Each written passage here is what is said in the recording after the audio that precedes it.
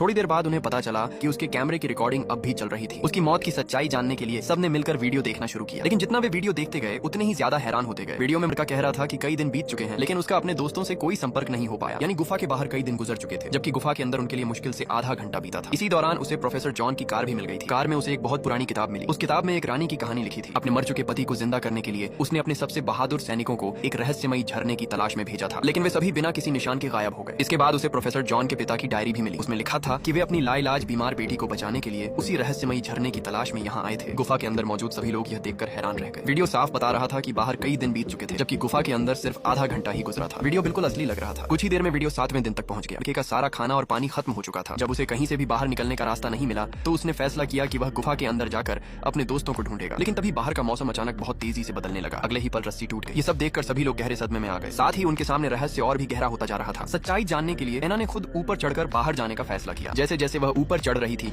उसे महसूस हुआ कि हवा की वह रहस्यमयी दीवार लगातार बदल रही है। आखिरकार जब वह बाहर निकली तो उसके सामने का नजारा पूरी तरह बदल चुका था। जहाँ पहले हरा भरा जंगल था वहाँ अब सिर्फ धुंध और सूनी बंजर जमीन बची थी। एना ने तुरंत अपना जीपीएस फोन निकालकर मदद मांगने की कोशिश की, लेकिन उसे जो जवाब मिला उसने उसके पैरों तले जमीन खिसका दी। अब इंसान धरती पर नहीं रहते थे। सभी लोग अंतरिक्ष में बस चुके थे। धरती पर उसकी मदद करने वाला कोई नहीं था। तभी दूर से एक भयानक रेत का तूफान उसकी तरफ बढ़ने लगा। एना पूरी ताकत से भागी और वापस गुफा के अंदर पहुंच गई। उसने अपने साथियों को बाहर की सारी बातें बताई, लेकिन किसी ने उसकी बात पर यकीन नहीं किया। उनका कहना था कि एना तो सिर्फ 3 सेकंड के लिए बाहर गई थी। एना बार बार कहती रही कि वह मजाक नहीं कर रही। खुशकिस्मती से उसके शरीर पर कैमरा लगा हुआ था। उसने कैमरा निकालकर सबको रिकॉर्डिंग दिखाई। वीडियो देखते ही सबके होश उड़ गए। उनके हिसाब से एना सिर्फ 3 सेकंड के लिए बाहर गई थी, लेकिन कैमरे में पूरे 2 घंटे की रिकॉर्डिंग मौजूद थी। इसका मतलब था कि एना जो कुछ भी कह रही थी वह सच था। हालांकि इस पर यकीन करना मुश्किल था, लेकिन तेज दिमाग वाले मैट ने एक नतीजा निकाला। उसने कहा, इस गुफा के अंदर समय बहुत धीरे चलता है, जबकि बाहर समय बहुत तेजी से गुजरता है। गुफा के ऊपर जो रोशनी बार बार चमकती है वह कोई बिजली नहीं बल्कि सूरज का बहुत तेजी से उगना और डूबना है। यानी हर बार जब ऊपर रोशनी चमकती है तब बाहर एक दिन गुजर जाता है। यह सुनकर एना को एक और बात समझ आई। उसे लगा कि शायद यही वह जगह है जिसे लोग सदियों से अमृता का झरना समझते आए हैं। असल में यहाँ कोई जादुई झरना नहीं था, बल्कि इस गुफा के अंदर समय इतना धीरे चलता था कि यहाँ रहने वाला इंसान हमेशा जवान दिखाई देता था। लोगों ने इसी वजह से इस जगह को अमृता का झरना मान लिया था। इधर वे कुछ मिनट बातें कर रहे थे, उधर बाहर की दुनिया में सैकड़ों साल गुजर चुके थे। अब उन्होंने फैसला किया कि एना एक बार फिर ऊपर जाएगी। हो सकता है अब इंसानों की तकनीक इतनी आगे बढ़ चुकी हो कि वे धरती पर वापस लौट आए हो। इस बार एना अपने साथ एक रस्सी भी ले गई, ताकि अगर मौका मिले तो वह अपने साथियों को भी ऊपर खींच सके। एना धीरे धीरे ऊपर चढ़ने लगी। तभी मैट को एक अजीब बात का एहसास हुआ। उसने एना के कैमरे की रिकॉर्डिंग ध्यान से देखी। वीडियो में गुफा के बाहर का मौसम सिर्फ 1 सेकंड में 4 बार बदल गया था। यानी वहाँ 1 सेकंड में चारों मौसम आ गए। इसका मतलब था कि ऊपर जो रोशनी चमकती है वह एक दिन नहीं बल्कि पूरा 1 साल गुजरने का संकेत है। यानी गुफा के बाहर समय उनकी सोच से भी कई गुना तेज चल रहा था। तभी अचानक आसमान से तेज रोशनी उतरी। लोहे के एक बड़े खंभे जैसी चीज सीधे जमीन में आकर धंस गई। सबको लगा कि आखिर कोई उन्हें बचाने आ गया है। अगले ही पल उस खंभे से एक सीढ़ी बाहर निकल आई। एना तुरंत उस पर चढ़ने लगी, लेकिन आधे रास्ते में उसे ऊपर से कोई नीचे आता हुआ दिखाई दिया। वह तुरंत एक तरफ हट गई। उसने देखा कि वह आदमी करीब 2 मीटर लंबा था और उसके चेहरे पर एक अजीब सा मास्क लगा हुआ था। साफ था कि वह भविष्य की दुनिया का इंसान था।